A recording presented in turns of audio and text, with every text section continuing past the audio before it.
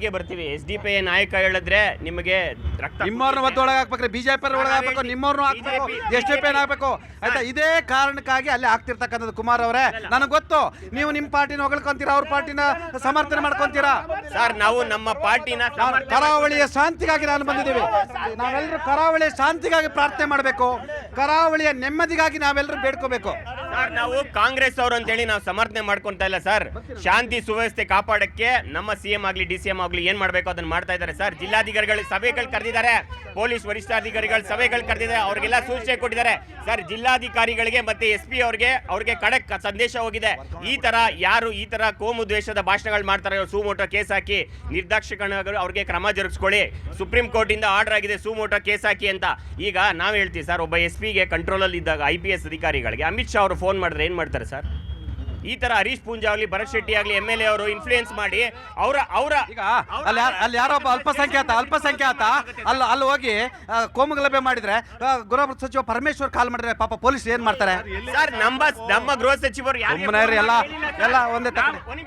ನಾನೊಂದು ಹೇಳಕ್ ಇಚ್ಛೆ ಪಡ್ತೀನಿ ಸರ್, ಈ ಗೃಹ ಸಚಿವರು ಸಮರ್ಥಿದ್ದಾರೆ. ಯಾಕೆ ಈ ದುಳ್ಳೂರಿನ ಆರ್ಸಕ್ ಆಗ್ತಾ ಇಲ್ಲ ಅಂದ್ರೆ ಇವ್ರು ಮಾಡಿರೋಂತ 2008 ಮತ್ತೆ 3.5 ವರ್ಷ ಅಧಿಕಾರ ಬಿಟ್ಟೋಗ್ರಿ, ಆರ್ಸಕ ಬಿಟ್ಟೋಗಿ.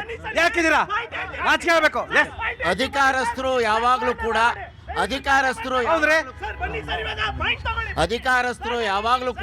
ಈ ಭಾಗದಲ್ಲಿ ಕೋಮು ಭಾವನೆಯನ್ನ ಕೆರಳಿಸೋರಾಗಿರ್ಬೋದು, ಆ ಭಾಗದಲ್ಲಿ ಅದನ್ನ ಹೇಳಿ ನ್ಯಾಯವಾಗಿ ಮಾತಾಡಿ. ಪಾರ್ಟಿ ಅಂತ ಹೇಳಿ ಹೊಡೆದಾಡಿ ಅಂತೀರೇನ್ರಿ? ನೋಡಿ ಅದನ್ನು ಮೀರಿ ಕೂಡ ಕಾಂಗ್ರೆಸ್ ಇರ್ಬೋದು, SDP ಇರ್ಬೋದು, BJP ಇರ್ಬೋದು, ಈ ತರ ಅಲ್ಲಿ ಕೋಮು ಸಂಘಟನೆಗಳು ಯಾವೆಲ್ಲ ಇದಾವೆ, ಅದು ಹಿಂದೂ ಇರ್ಬೋದು, ಮುಸ್ಲಿಂ ಇರ್ಬೋದು, ಇವರಿಂದ ಆಗ್ತಿರೋದ್ರಿ ಅದನ್ನು ಒಪ್ಕೊಳ್ರಿ. ಅದು ಬಿಟ್ಟು ನಮ್ಮ ಪಾರ್ಟಿ ಸಾಚ, ಅವರು ಬೇರೆ ಅಂತ ಹೇಳ್ತಿರಲ್ಲ, ಆ ಥರ ಮಾತುಗಳು ಹೇಳೋದಕ್ಕೆ ಸಾಧ್ಯ ಆಗೋದಿಲ್ಲ. ನೋಡಿ, ಈ ಕಡೆ ನಿಮ್ದು ತೋರಿಸ್ತೀವಿ, ಈ ಕಡೆ ಭಾಗದಲ್ಲಾಗಿರ್ಲಿ, ಆ ಕಡೆ ಭಾಗದಲ್ಲಾಗಿರ್ಲಿ, ಕರ್ನಾಟಕ ಒಂದು ಸರ್ವ ಜನಾಂಗದ ಶಾಂತಿಯ ತೋಟ. ದಯಮಾಡಿ ಈ ತೋಟವನ್ನ ಸರ್ವನಾಶ ಮಾಡುವಂತ ಕೆಲಸ ಈ ಕೋಮುದುಳ್ಳೂರಿನ 10,000 ಯಾರು ಅಂತ ಇಡೀ ಭಾರತ ದೇಶದಲ್ಲಿ, ಕರ್ನಾಟಕದಲ್ಲಿ ಗೊತ್ತಿದೆ. ಹಾಗಾಗಿ ಒಂದು ನಿಮಿಷ, ನಮ್ಮ ಪಕ್ಷ ಅಧಿಕಾರದಲ್ಲಿದೆ, ಗೃಹ ಇಲಾಖೆ ಸುಭದ್ರವಾಗಿದೆ, ಮತ್ತೆ ಈ ವಿಷಯಗಳಲ್ಲಿ ಮತ್ತೊಂದು ಈಗಿರೋ ಕಾನೂನಿನ ಜೊತೆಗೆ ಇನ್ನೂ ಬಲಿಷ್ಠವಾದಂಥ ಕಾನೂನನ್ನು ತಂದು ಇವ್ರು ಎಡೆಬರಿ ಕಟ್ಟುವಂಥ ಕೆಲಸ ಮಾಡಬೇಕಾಗಿದೆ. ಈಗ ಕೆಟ್ಟ ಮೇಲೆ ಸರ್ಕಾರಕ್ಕೆ ಬುದ್ಧಿ ಬಂದಿದೆ. ಈಗ ಒಂದು ಸ್ಪೆಷಲ್ ಫೋರ್ಸ್ನ ನೇಮಕ ಮಾಡಿದೆ. ಇದು 30 ವರ್ಷಗಳಿಂದ ಹಿಂದೆ ಇದ್ದಿದ್ರೆ ಬಹುಶಃ ಒಂದಷ್ಟು ಕೋಮು ದಳ್ಳೂರಿ, ಕೋಮು ಗಲಭೆಗಳು, ಕೋಮು ದ್ವೇಷಗಳು, ಕೊಲೆಗಳು, ಇದು ಒಂದಷ್ಟು ನೆಮ್ಮದಿನಾರು ಇರೋದು. ಸರ್ಕಾರಕ್ಕೆ ಕೆಟ್ಟ ಮೇಲೆ ಬುದ್ಧಿ ಬಂದುಬಿಟ್ಟಿದೆ ನೋಡಿ ಸರ್. ನಾನು ಹೇಳ್ತಿರೋದು ಯಾವುದ್ಯಾವುದೋ ಭಾಗ್ಯಗಳು ಕೊಡ್ತಾ ಇದ್ದಾರೆ, ಜೀವ ಭಾಗ್ಯ ಅನ್ನೋದೊಂದು ಕೊಡಬೇಕಾಗುತ್ತೆ. ಯಾರಿಗೆ ಹೇಳ್ತಾ ಇದ್ದೀರಾ? ಯಾರಿಗೆ ಅಂತಂದ್ರೆ ನಮ್ಮಂಥವ್ರು, ನಿಮ್ಮಂಥ ಜನಸಾಮಾನ್ಯರಿಗೆ. ಇದು ಯಾಕೆ ಹೇಳ್ತಾ ಇದ್ದೀನಿ ಅಂತಂದ್ರೆ, ಇವತ್ತೊಂದು ದಿನ ಬೀದಿ ನಾಯಿಗಳು ಊಟಕ್ಕೆ ಅಂದ್ಬಿಟ್ಟು ಎತ್ತಿಟ್ಟಿದ್ದಾರೆ ಪಕ್ಕದಲ್ಲಿ ಒಂದಷ್ಟು ಫಂಡ್ಸು. ಈಗ ಏನು ಬಡವ್ರು ಇದಾರಲ್ಲ, ಅವ್ರಿಗೆ ಏನು ಗ್ಯಾರಂಟಿ ಇದೆ? ಬಡವ್ರು ಯಾಕೆ ಸಾಯ್ತಾ ಇದ್ದಾರೆ ಅಂತಂದ್ರೆ ಅವ್ರಿಗೆ ಸರಿಯಾದ ಶಿಕ್ಷಣ ಇಲ್ಲ, ಅವ್ರಿಗೆ ಸರಿಯಾದ ಒಂದು ವ್ಯವಸ್ಥೆ ಇಲ್ಲ. ದುಡ್ಡಿಗೋಸ್ಕರ ಇವ್ರನ್ನ ದುರ್ಬಳಕೆ ಮಾಡ್ಕೊತಾ ಇದ್ದಾರೆ. ಈಗ ತಾನೇ ಹೇಳಿದ್ವಿ, ಕರಾವಳಿ ಜನರು ಪ್ರಜ್ಞಾವಂತರು, ಎಜುಕೇಟೆಡ್ಸು. ಏನ್ರಿ ಅಲ್ಲಿ ಜನರು ಹೆಂಗೆ ಮಾಡ್ತಿದ್ದಾರೆ ಏನ್ರಿ? ಆ್ಯಕ್ಚುಲಿ ನಿಜವಾಗ್ಲೂ ಪಾಪ ಅವಿದ್ಯಾವಂತರೇ ಸ್ವಲ್ಪ ಮಾನ ಮರ್ಯಾದೆಯಿಂದ ಬದುಕೊಂಡು ಈ ಸಮಾಜದಲ್ಲಿ ಒಂದಿಷ್ಟು ರಕ್ಷಣೆಗೆ ಅವರೇ ಕಾರಣಕರ್ತರಾದ್ರು. ಅತಿಯಾಗಿ ನೋಡಿ ನೀವೆಲ್ಲ ವಿದ್ಯಾವಂತರು. ಮೊನ್ನೆ ನೋಡಿ ಆ 2 ಕೊಲೆಗಳು ನೋಡಿ, ಎಲ್ಲ ಎಷ್ಟು 19, 21 ಏಜು. ಇವರೆಲ್ಲರೂ ಕೂಡ PUC ಸ್ಟೂಡೆಂಟ್ಸ್ಗಳು, SLC ಓದಂಥವ್ರು ಸರ್. ಅದನ್ನೇ ನಾನು ಹೇಳ್ತಾ ಇರೋದು. ಇವತ್ತು ಇಲ್ಲಿ ಏನು ಗೊತ್ತಾ, BJP ಕಾಂಗ್ರೆಸ್ ಅಂತ ನಾವೇನು ಕಿತ್ತಾಡ್ತಾ ಇದ್ದೀವಲ್ಲ, ಖಂಡಿತವಾಗ್ಲೂ ನೀವು ಇದನ್ನು ಒಳ ಹೋಗಿ ನೋಡ್ತು ಅಂತಂದರೆ ಇವರೆಲ್ಲ ಒಂದೇ. ಈಗ ಅಲ್ಲಿ ಯಾರು ಹೇಳ್ತಿದ್ರು ನಮ್ಮ ಸ್ನೇಹಿತರು, ಶಾಸಕರ ಮಕ್ಕಳಾಗಲಿ ಅಥವಾ MP ಮಕ್ಕಳಾಗಲಿ ಯಾರಾದರೂ ಸತ್ತಿದ್ದಾರ ಅಂತ. ಖಂಡಿತವಾಗ್ಲೂ ಇತಿಹಾಸದಲ್ಲಿ ಯಾವುದು ಸತ್ತಿಲ್ಲ. ಏನಿದ್ರು ಇವ್ರು ಬೇಳೆ ಬೇಯಿಸ್ಕೊಳಕ್ಕೋಸ್ಕರ, ಇವರ ಒಂದು ಬಿಸ್ನೆಸ್ಗೋಸ್ಕರ ಸಾಯೋದು ಇಲ್ಲ ಬಿಡಿ, ಅವರು ಸಾಯೋದು ಇಲ್ಲ, ಆದರೆ ಸಾಯಿಸ್ತಾರೆ. ಇದು ನೀವು ಹೇಳ್ದಂಗೆ ಏನು ಅಂತಂದರೆ, ಎಲ್ಲಿವರೆಗೂ ನಮ್ಮ ಜನ, ಅದು ಅವರು ವಿದ್ಯಾವಂತರಾಗಿರಲಿ ಅವಿದ್ಯಾವಂತರಾಗಿರಲಿ, ಈ ಒಂದು ಬಲೆಗೆ ಬೀಳೋವರೆಗೂ ಖಂಡಿತವಾಗ್ಲೂ ಈ ಶೋಷಣೆ ಇದ್ದೇ ಇರ್ತದೆ. ಈ ಶೋಷಣೆ ನಿಲ್ಬೇಕಂದ್ರೆ ನಾವೆಲ್ಲರೂ ಪ್ರಜ್ಞಾವಂತರಾಗಿ ಒಂದು ಮತ ಚಲಾಯಿಸೋದ್ರಲ್ಲಿರ್ಬೋದು, ಅಥವಾ ಇವರು ಏನು ಆಮಿಷಗಳಿಗೆ, ಆಮ್ ಆದ್ಮಿ ಪಾರ್ಟಿಗೆ ಅಂತ ಕೊನೆಗೆ ಬಂದ್ಬಿಡ್ತೀರಾ ಸರ್? ನಾನು ಆಮ್ ಆದ್ಮಿ ಪಾರ್ಟಿ ಅಂತ ಹೇಳ್ತಾ ಇಲ್ಲ, ಪಕ್ಷಾತೀತವಾಗಿ ನಾನು ಮಾತಾಡ್ತಾ ಇದ್ದೀನಿ. ಆಮಿಷಗಳಿಗೆ ನಾವು ಯಾವಾಗ ಕೈ ಒಡ್ತೀವೋ ಸರ್, ಇವತ್ತು ಒಂದು ಒಳ್ಳೆ ನಾಯಿಗೆ 5 ಲಕ್ಷ ರೂಪಾಯಿ 6 ಲಕ್ಷ ರೂಪಾಯಿ ಅಂತಾರೆ. ಎಲೆಕ್ಷನ್ ಟೈಮಲ್ಲಿ ನಮ್ದು ಏನು ಸರ್ ರೇಟು? 500 ರೂಪಾಯಿ 1000 ರೂಪಾಯಿ. ಎಲ್ಲಿದೆ ಸರ್ ಮನುಷ್ಯನಿಗೆ ಬೆಲೆ? ಸೊ ಹಂಗಾಗಿ ನಾನು ಹೇಳ್ತಾ ಇರೋದು, ಪ್ರಜ್ಞಾವಂತರಾಗಿ ನಾವು ಮತ ಚಲಾಯಿಸೋದಿರ್ಬೋದು, ಆಮಿಷಕ್ಕೆ ಒಳಗಾಗ್ತಿಲ್ಲ ಅಂತಂದ್ರೆ ಖಂಡಿತವಾಗ್ಲೂ ಇದರಿಂದೆಲ್ಲ ನಾವು ಹೊರಗೆ ಬರ್ಬೋದು. Yes sir. ಕರಾವಳಿ ಅಷ್ಟೇ ಅಲ್ಲ, ಈ ಥರ ಎಲ್ಲೇ ಇಡೀ ಇಡೀ ದೇಶದಲ್ಲಿ, ಕರ್ನಾಟಕದಲ್ಲಿ ಕೋಮು ಗಲಭೆ, ಕೋಮು ದ್ವೇಷ ಹಚ್ಚತಕ್ಕಂಥವ್ರಿಗೆ, ಅದರಿಂದ ಬಲಿಯಾಗ್ತಕ್ಕಂಥವ್ರಿಗೆ ಏನು ಹೇಳಕ್ಕೆ ಬಯಸ್ತೀರಿ ಸತ್ತ? ಒಬ್ಬರು ಎಜುಕೇಟೆಡ್ ಇದ್ದೀರಾ. ಇವತ್ತು ನೋಡಿ, ನಮ್ಮ ಬಿ ಜೆ ಪಿಯವರಾಗಿರ್ಬೋದು, ಕಾಂಗ್ರೆಸ್ ಅವರಾಗಿರ್ಬೋದು, ಡಾಲರ್ಸ್ ಕಾಲನಿಲಿ, ಸದಾಶಿವ ನಗರದಲ್ಲಾಗಿರ್ಬೋದು ಅಥವಾ ರೇಸ್ ಕೋರ್ಸ್ ರೋಡಲ್ಲಾಗಿರ್ಬೋದು ಒಳ್ಳೊಳ್ಳೆ ಮನೆಗಳಿದ್ದಾರೆ. ಒಳ್ಳೆ ಬಿಲ್ಡಿಂಗು. ಇವ್ರ ಮಕ್ಳು ಏನು ಮಾಡ್ತಾರೆ, ಕಮ್ರೋ ಲೆಟ್ಸ್ ಗೋ ಟು ಪಬ್ ಅಂತ ಹೇಳ್ಬಿಟ್ಟು ಹೋಗ್ತಾರೆ. ಅದೇ ಇವರು ರಾಜಕಾರಣಿಗಳು ಏನು ಮಾಡ್ತಾರೆ, ಬಾಪ ವಿಧಾನಸೌಧದಲ್ಲಿ ಡಿಸ್ಕೌಂಟಲ್ಲಿ ಊಟ ಕೊಡ್ತಾರೆ, ತಿಂಡಿ ಕೊಡ್ತಾರೆ ಅಂತ ಎಲ್ಲ ಹೋಗಿ ತಿನ್ಕೊಂಡು ಆರಾಮಾಗಿದ್ದಾರೆ. ಆದರೆ ಅವರ ಹೆಂಡತಿಯರು ಸಹ ಈವ್ನಿಂಗ್ ಕ್ಲಬ್, ಮಧ್ಯಾಹ್ನ ಕ್ಲಬ್ ಅಂತ ತಿರುಗಾಡ್ತಾ ಇದ್ದಾರೆ. ಆದರೆ ಇವತ್ತು ಯಾರು ಅವರ ಸಾಮಾನ್ಯ ಕಾರ್ಯಕರ್ತ ಇದ್ದಾರೆ, ಇವ್ರ ಶೋಕಿಗೋಸ್ಕರ ಭಾಷಣಗಳನ್ನ ಮಾಡ್ತಾರಲ್ಲ, ಆವಾಗ ಹೇಳ್ತಾರೆ ಹಿಂದೂ ಧರ್ಮಕ್ಕಾಗಿ ಸಾಯಲು ಸಿದ್ಧ, ಸಾಯಿಸಲು ಸಿದ್ಧ, ತಗೊಳ್ಳಿ ತಲ್ವಾರ್ ಅಂತಾರೆ ಒಬ್ಬ. ಇನ್ನೊಬ್ರು ಹೇಳ್ತಾರೆ ಕಾಫಿರಂಕೋ ಖತಮ್ ಕರ್ದೋ ಅಂತ ಹೇಳ್ತಾರೆ.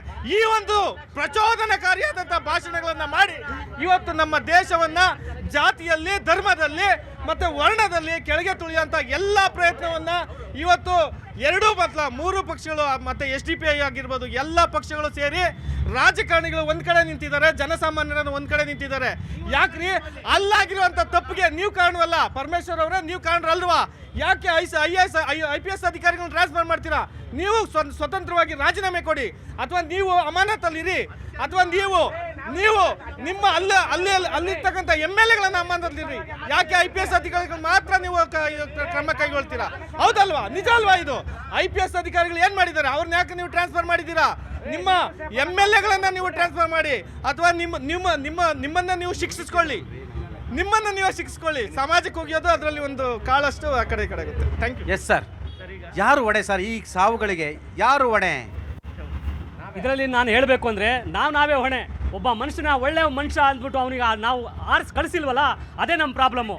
ಏನಾಗಿದೆ ಗೊಳ, ಇವತ್ತು ಒಬ್ಬ ರಾಜಕೀಯ ವ್ಯಕ್ತಿಗಳು, ಕಾಂಗ್ರೆಸ್ನವರಾಗಲಿ BJP ಅವರು ಪ್ರತಿಯೊಬ್ಬರು ಕೂಡ ಅವ್ರವ್ರ ಬೇಳೆ ಬೇಯಿಸ್ಕೊಳ್ಳೋಕೆ ಓಟಿಗೋಸ್ಕರ ಇವತ್ತು ಜನಗಳಿಗೆ ಸಾಯಿಸ್ಕೊಂಡು ಕೂತಾರೆ. ಅಲ್ಲಿ ಅರ್ಥ ಆಗ್ತಿಲ್ಲಲ್ರಿ ಕರಾವಳಿ ಭಾಗದವರಿಗೆ, ಈ ರಾಜ್ಯದಲ್ಲೆಲ್ಲ ಕೋಮು ದ್ವೇಷದ ಕೊಲೆ ಮಾಡಂತಕ್ಕರು, ಪ್ರತಿಕಾರದ ಕೊಲೆ ಮಾಡಂತ ಅರ್ಥ ಆಗ್ತಾ ಇಲ್ಲ ಅಲ್ಲಿ. ಪಾಪ ನಿಮಗೆ ಅರ್ಥ ಆಗ್ತಿದೆ, ಅವ್ರಿಗೆ ಅರ್ಥ ಆಗ್ತಿಲ್ಲ, ಏನ್ ಮಾಡೋದು ಅದಕ್ಕೆ?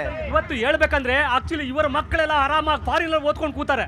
ಅದು ಗೊತ್ತಾಯ್ತು, ಎಲ್ಲ ಮಾತಾಡಿದ್ವಿ. ನಮ್ಮಂತ ಬಡ ಸ್ಥಿತಿಯಲ್ಲಿರೋ ಜನಗಳು ಮಾತ್ರ ನಾನು ಕಾಂಗ್ರೆಸ್, ನಾನು BJP ಅಂದ್ಕೊಂಡು ನಾವು ಒದ್ದಾಡ್ಕೊಂಡು ಒಬ್ಬೊಬ್ಬರು ಸಾಯಿಸ್ತಾ ಇದ್ದೀವಿ, ನಾವೇ ಸಾಯ್ತಾ ಇದ್ದೀವಿ ಇಲ್ಲಿ.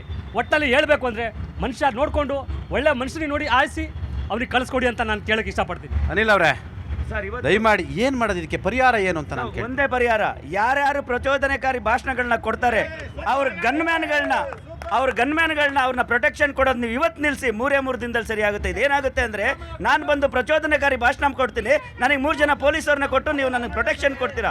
ಆಗೇನಾಗುತ್ತೆ, ಕೊನೆಗೆ ಯಾರೋ ನಿಂತ್ಕೊಂಡು ಕೇಳಿರೋ ಯುವಕ ಇರ್ತಾನಲ್ಲ, ಇವ್ರು ಮಾತು ಕಟ್ಕೊಂಡು ಯಾರಿಗೋ ಚುಚ್ಚುತ್ತಾನೆ. ಇದು ಏನಾಗುತ್ತೆ ಅಂದರೆ, ನೀವು ಪ್ರಚೋದನಕಾರಿ ಭಾಷಣ ಯಾರ್ಯಾರು ಕೊಡ್ತಿದ್ದಾರೆ ಕರ್ನಾಟಕದಲ್ಲಿ ಅವ್ರು ಪಟ್ಟಿ ಮಾಡಬೇಕು. ಅವ್ರ ಗನ್ಮ್ಯಾನ್ಗಳನ್ನ ಅವ್ರಿಗೆ ಕೊಟ್ಟಿರೋ ಸರ್ಕಾರಕ್ಕೆ ಮತ್ತು ಪೊಲೀಸ್ ಇಲಾಖೆ ಜೋರಾಗಿ ಹೇಳಿ ಪ್ಲೀಸ್, ಕೇಳಿಸೋಂಗೆ. ಸರ್ಕಾರಕ್ಕೊಂದು ಮಾತು ಹೇಳ್ತಾ ಇದ್ದೀನಿ, ಇವತ್ತು ಇಡೀ ರಾಜ್ಯದಲ್ಲಿ ಯಾರ್ಯಾರು ಪ್ರಚೋದನಕಾರಿ ಭಾಷಣ ಮಾಡ್ತಾ ಇದ್ದಾರೆ ಅವ್ರ ಗನ್ಮ್ಯಾನ್ಗಳನ್ನ ಅವ್ರಿಗೆ ಕೊಟ್ಟಿರೋ ಪ್ರೊಟೆಕ್ಷನ್ ನಿಲ್ಲಿಸಿ. 3 ದಿನದಲ್ಲಿ ಇಡೀ ರಾಜ್ಯದಲ್ಲಿ ಶಾಂತಿ ಹುಟ್ಟುತ್ತೆ. ಇವತ್ತು ಅವನ ಮಾತು ಕೇಳ್ಕೊಂಡು ಕೊನೆ ಚೇರಲ್ಲಿ ಕೂತಿರೋನು ತಗೊಂಡೋಗಿ ಯಾರಿಗೋ ಚುಚ್ತಾ ಇದ್ದಾನೆ. ಇವತ್ತು ಇವ್ರು ಯಾರುಗಳಿಗೂ ಚುಚ್ಚಲ್ಲ. ಇವ್ರು 3 ದಿನ ಮೊದಲು ಬಂದು ಭಾಷಣ ಮಾಡಿ ಓಡೋಗ್ತಾರೆ, ಅದಾದ್ಮೇಲೆ ಅಮೆರಿಕ ಸತ್ತೋಗ್ತಿದ್ದಾನೆ. ಈ ಅಮಾಯಕ ಸತ್ತೋಗ್ಬಾರ್ದು ಅಂದ್ರೆ ಮೊದಲಿಗೆ ಇವರಿಗೆಲ್ಲ ನೀವು ಸೋಮೋಟೋ ಕೇಸ್ಗಳನ್ನ ಹಾಕಿ ಒಳಗಾಕಿ, ಹೊರಗಡೆ ಬಂದ ಮೇಲೆ ಪ್ರೊಟೆಕ್ಷನ್ ಕೊಡಬೇಡಿ. ಸುಮೋಟೋ ಕೇಸ್ ಹಾಕಿ ಒಳಗಾಕ ತಾಕತ್ತು ಹಿಂದಿನ ಸರ್ಕಾರಕ್ಕೂ ಇರಲಿಲ್ಲ, ಈ ಸರ್ಕಾರಕ್ಕೂ ಇರಲಿಲ್ಲ. ಏನು ಮಾಡೋಕ್ಕೆ ಪರಿಹಾರ ಏನು? ಜನ ಬುದ್ಧಿ ಕಲಿಬೇಕು. ಯಾವುದೇ ಅವ್ರ ತಂದೆ ತಾಯಿಗಳು ಅವರಾಗೆ ಬುದ್ಧಿ ಕಲ್ತ್ರೆ ಅವ್ರ ಜೀವ ಉಳಿಯುತ್ತೆ. ಹಿಂದಿನ ಸರ್ಕಾರ ಆಗಲಿ, ಹೌದಲ್ವ ಸರ್? ಗಂಡಸತ್ ಮುಂಡೆ ಇದ್ದಂಗೆ ಅದು. ಹಿಂದಿನ ಸರ್ಕಾರ ಆಗಲಿ, ಈ ಸರ್ಕಾರ 2 ಗಂಡಸತ್ ಮುಂಡೆ ಇದ್ದಂಗೆ.